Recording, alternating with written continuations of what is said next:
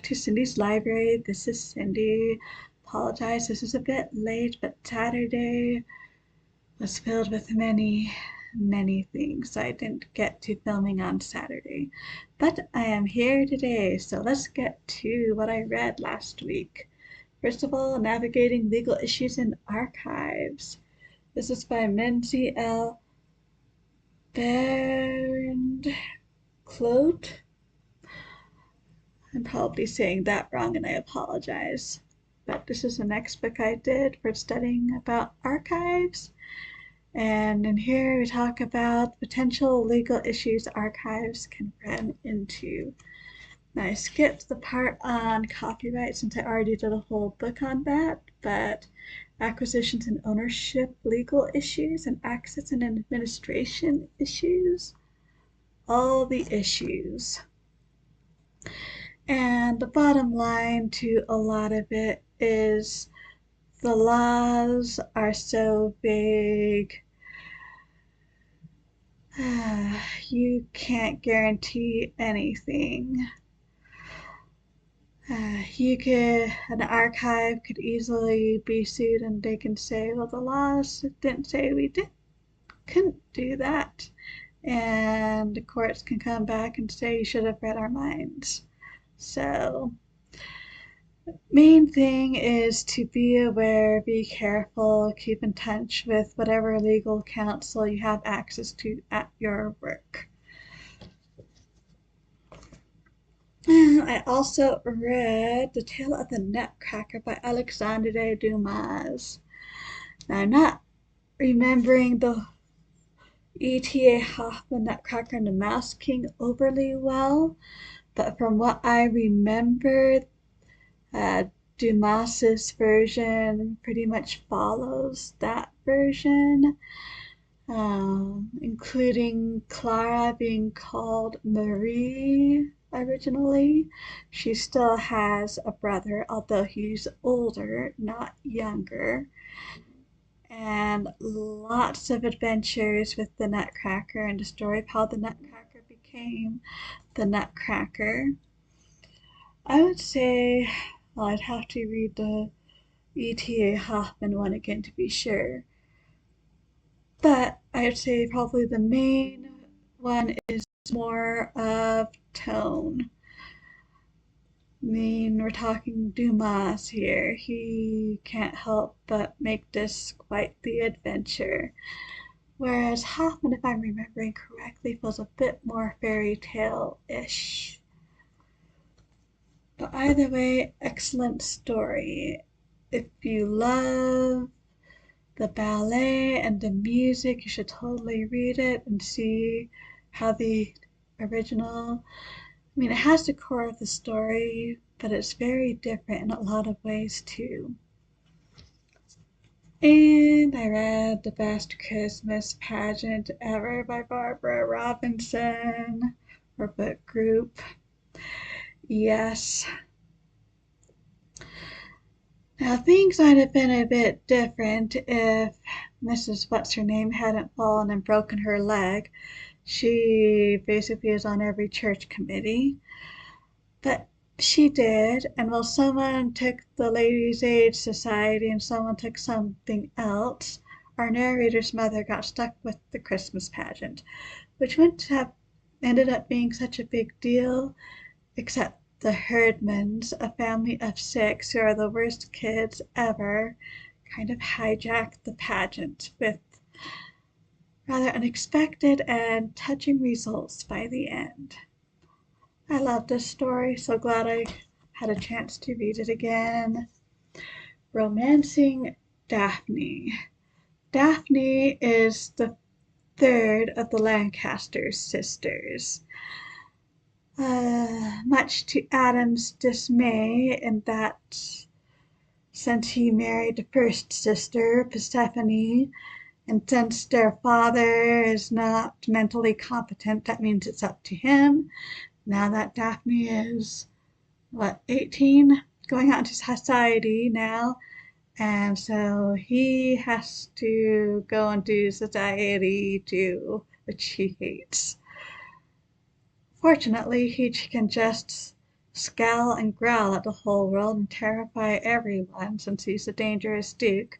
No one will be a bit surprised, but that won't help Daphne, especially since she's on the quieter, shyer side and feels since she doesn't look as spectacular as her sisters, being smaller and dark haired and such, that she needs all the help she can get, and she's not sure how much help Adam is going to give her. Well, he does give her one bit of help. James Tilburn. She met him briefly when she was 12, left quite the impression on her. And Adam did invite him to call on Daphne to try and help her go out into society. Trouble was, poor James has his own problems, chiefly stemming from his father. So misunderstandings arise, things are done that perhaps should not have been done. Feelings are hurt. Will Daphne and James ever get together? Since, of course, this is a romance.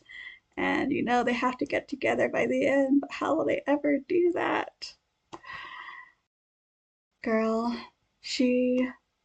it's wonderful to have a quieter heroine finding ways to do things her own way and to be successful in society, even though that's pretty much the opposite of her nature.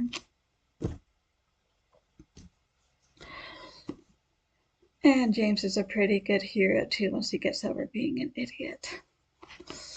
And then this I actually finished on Saturday, which is Cloud of Witnesses by Dorothy L. Sayers.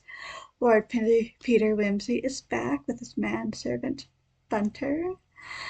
And this one is an interesting one. Dorothy, she tones down Peter a little bit from the first book and gives her a better balance. He only acts truly obnoxious when he's deliberately trying to mislead people by acting like a fool, basically.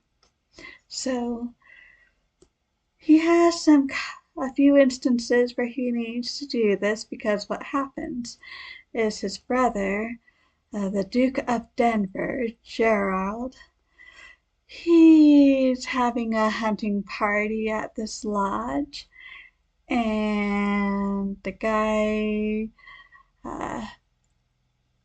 both the Duke and Lord Peter's younger sister Mary is engaged to. He ends up being killed. Well, the question is this suicide or is there more foul play? And as the Duke of Denver, he is an obvious suspect, we've early learned. And so Lord Peter wasn't actually there at the time, but he hurries back and starts investigating with Parker. And things go on from there. Can't say this is the best, but we're getting a bit closer to standard, I think, especially with the better balance in Lord Peter's personality. And we do have some interesting legal/parliamentary things going on in here, if such interests you, because the Duke of Denver is not a normal person. He's a peer and he has to be tried by a panel of his peers. And so they have to dust off old books and see, how was it the last time we actually tried a fellow peer? What did we actually do for that? What's the procedure? So there's also a bit of bustling about trying to figure all that out. Well, Lord Peter and Inspector Parker are off trying to figure out what actually happened at the lodge at 3 a.m. on this particular morning. So, quite enjoyable. So glad I reread it. Oh, let us see. What am I currently reading? Oh, next Miss Reed book in Fairacre, Further Afield. First day of spring break. Miss Reed is quite excited. Or no, it's summer break, even better. 6 weeks free of school. She is so excited. And then a mishap happens. She falls down the stairs and twists an ankle and breaks an arm. So what is she going to do for the summer now? So that's how it all starts, and we will see how it goes on from there. What else I will work on? I might start something a bit more historical, as in an actual history or biography, maybe. It's rough this time of year because as much as I want to read, there's so much to do, and even when I have time, I don't necessarily have the mind to read very serious things. But we will see what I come up with. After Miss Reed, farther afield, I may pick up another mystery, or I may get inspired to something else. We shall see. So, how has your reading been going on? I would love to hear more about that. Thank you so much for stopping by. I truly do appreciate it. So until next time, I hope we all stay safe and healthy, and as always, happy reading.